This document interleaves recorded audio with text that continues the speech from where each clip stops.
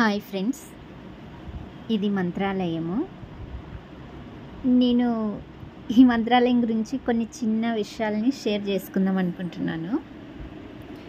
ఇది మా మేనమామ వాళ్ళ ఊరు. మేము ఏ ఫెస్టివల్స్ వచ్చినా ఏదైనా కానీ అందరం ఇక్కడే గ్యాదర్ అయ్యేవాళ్ళం. మా అమ్మ వాళ్ళది పెద్ద ఫ్యామిలీ, మా మామ పెద్దవాడు. ఇక్కడికే వచ్చేవాళ్ళం హాలిడేస్కి కానీ. ఎందుకు వచ్చేవాళ్ళం అంటే ఇది మంత్రాలయం కదా, చాలా బొమ్మల అంగళ్ళు, అందులో నదిలో బాగా ఆడుకోవడము, ఇవన్నీ మాకు బాగా ఇంట్రెస్ట్ ఉండేది. సో మేము ఎక్కువ శాతం ఇక్కడికే వచ్చేవాళ్ళం అనమాట. ఇంకొక మామ డోన్లో ఉన్నాడు, ఆయన దగ్గర కన్నా మేము మంత్రాలయంలోనే ఎక్కువ ఉండేవాళ్ళం. అంతా మా చిన్నమ్మ వాళ్ళ ఫ్యామిలీ, మేము, మా చిన్నమ్మ వాళ్ళ ఫ్యామిలీ, చాలా వరకు మేమంతా ఎక్కువ శాతం మంత్రాలయంకి వచ్చేవాళ్ళము. అయితే మేము అప్పుడు చాలా చిన్నవాళ్ళం. అప్పుడు పుష్కరాలు వచ్చినాయి, మనకి తుంగభద్ర నదికి పుష్కరాలు వచ్చినాయి. పుష్కరాలు వచ్చినప్పుడు ఇంకా చాలా సందడిగా ఉంటుంది కదా మంత్రాలయం అంతా. మేము అంతా బాగా తిరుగులాడేవాళ్ళం. అయితే మా అవ్వ పొద్దున్నే 7 గంటలకి క్యారియర్ కట్టేది, బాగా అన్నం పిల్లలందరికి కలిపి కట్టి, మావి బట్టలు ఉంటాయి కదా ఉతుక్కునేవి, అందరినీ నదికి తీసుకుపోయేది. తీసుకొని పోయి బట్టలు ఉతికిచ్చి మేము ఆరేస్తాం కదా, ఆరేసిన తర్వాత ఇంకా బాగా అన్నము సాంబారు కలిపి పెట్టి మనిషికి ఒక బజ్జీ మాత్రమే ఇచ్చేది. ఆ బజ్జీతోనే మిగిలిన అన్నం అంతా ఫినిష్ చేయాలి. మేము పిల్లలంతా కలిసి దగ్గర 15 మంది ఉన్నాము. అందరం మామ పిల్లలు, చిన్నమ్మ పిల్లలు అందరం కలిసి. అయిపోయిన తర్వాత మమ్మల్ని పుష్కరాలు కదండి, అప్పుడు చాలా క్రౌడ్ ఎక్కువ ఉంటుంది కదా, బాగా నదిలో డబ్బులు వేసేవాళ్ళు కదా. మావ ఏం చెప్పేదంటే బుడకండి డబ్బులు దొరుకుతాయని చెప్పేది. మేము చాలా చిన్నపిల్లలం కదా, అప్పుడు అంత అవగాహన లేదు. పోయి వెతుకుతుంటిమి, చిల్లర దొరికితే ట్రిప్పుకి మా అవ్వకి మేము 50 రూపాయల పైనే తెచ్చిచ్చేవాళ్ళము. అట్లా ఉదయం 8:30-9కి వెళ్తే ఈవినింగ్ 6 వరకు ఈదులాడేవాళ్ళం నదిలో. అమౌంట్ అంతా గ్యాదర్ చేసి అవ్వకి ఇచ్చేవాళ్ళం. ఆమె ఏం చేసేదంటే ఇంకా చలి, ఇంకా ఆరైతేనే చలి అయిపోతుంది కదా, బాగా వణుకుడు వస్తుండే.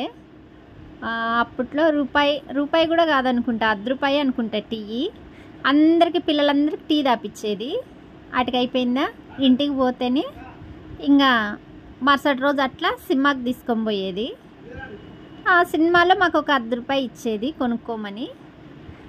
టికెట్ అయితే అప్పుడు రూపాయే ఉన్నింది, నాకు బాగా గుర్తు కూడా, రూపాయే ఉన్నింది. ఆమె ఏం చేసేదంటే ఈ డబ్బులన్నీ గ్యాదర్ చేసుకొని ఇంకా మరుసటి రోజు మాకు కొనుక్కోవాలనిపించినప్పుడు అవ్వ డబ్బులు అంటే, యాడున్నాయి, అయిపోయినాయి, నిన్న టీ తాగినారు, సినిమాకి పోయినారు, కొనుక్కున్నారు కదా, ఇంకేడున్నాయి, అయిపోయినాయి అనేది. ఇంకా మేము భయంతోనో ఏమో కానీ సరిగా మాట్లాడే వాళ్ళం కాదు ఇంకా. కానీ ఇప్పుడు ఆలోచిస్తే మా అవ్వ మమ్మల్ని ఎంత దందా చేసిందని తలుచుకుంటే భలే నవ్వు వస్తుంది. ఇప్పుడు రూపాయి టికెట్ మహా అంటే ₹2 కొనిచ్చింటుంది. మేము దగ్గర ట్రిప్పు కనీసం 30-40 రూపాయలు తెచ్చిచ్చిన, అట్లీస్ట్ ఒక్కొక్కరు 200 తెచ్చిచ్చింటాం కదా ఆమెకి. ఆమె మమ్మల్ని ఎంత మోసం చేసింది అనేది ఇప్పుడు బాగా అర్థమవుతుంది. ప్రజెంట్ అయితే మా అవ్వలేదు, లేకుంటే వడ్డీ వసూలు చేసేదాన్ని. కానీ చాలా బాగుంటుండండి చిన్నపిల్లలప్పుడు. ఆ మంత్రాలు, మా అంగిళ్ళు చూసుకుంటా ఉంటే, షాప్స్ని చూసుకుంటా తిరుగులాడడానికే మాకు అసలు టైం సరిపోయేదే కాదు.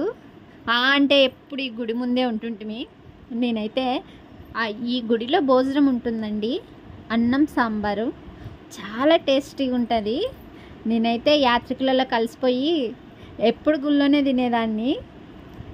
చాలా ఇష్టం నాకు మంత్రాలయం సత్రంలో భోజనం అన్నా సాంబార్ అన్నా, భలే టేస్ట్గా ఉంటుందండి. వాటర్కి అయితే మనమే గ్లాసులు కొనుక్కు ₹10 ఇస్తే మనకు గ్లాస్ ఇస్తారు. మళ్ళీ మనం రిటర్న్లో ₹10 రిటర్న్ ఇచ్చేస్తే గ్లాస్ వాళ్ళకి ఇచ్చేస్తే మనకు 10 రిటర్న్ ఇచ్చేస్తారు. కొంతమంది అయితే వాటర్ బాటిల్స్ తీసుకుపోతుండ్రి. సో నేను అప్పుడు చిన్నపిల్లని కదా, నాకు అంత అమౌంట్ లేకుండే. నేనేం చేస్తుంటానంటే ఇంకా బాటిల్ తీసుకొని పోయి నీళ్ళు పట్టుకొని పోయి ఇంకా యాత్రికులలో కలిసిపోతుంటే, చిన్నపిల్ల ఒక్కదాన్ని పోతే వాళ్ళు ఏమంటారు, ఎవరమ్మా నువ్వు ఇట్లా వచ్చినావు అని అడుగుతారు కదా. అందుకు నేనేం చేసేదాన్ని అంటే, యాత్రికులు పోతుంటారు కదా, వాళ్ళ పక్కనే నడుచుకుంటూ పోయేదాన్ని. అప్పుడు వాళ్ళు ఏమనుకుంటారు, ఈ పాప వచ్చి వాళ్ళ ఫ్యామిలీ మెంబర్ ఏమో అనుకునేవాళ్ళు. కానీ అందరు ఇంకా అంత పట్టించుకునే వాళ్ళు కాదు. పోతుంటే డైలీ తినొచ్చేదాన్ని నేను దీంట్లో. మా వాళ్ళకి తెలీదు ఎక్కడ పోయి వచ్చినామంటే అట్టా గుడి దగ్గర చూసేకి పోయినానని చెప్పేదాన్ని. చాలా ఫన్ ఉంటుండే చిన్న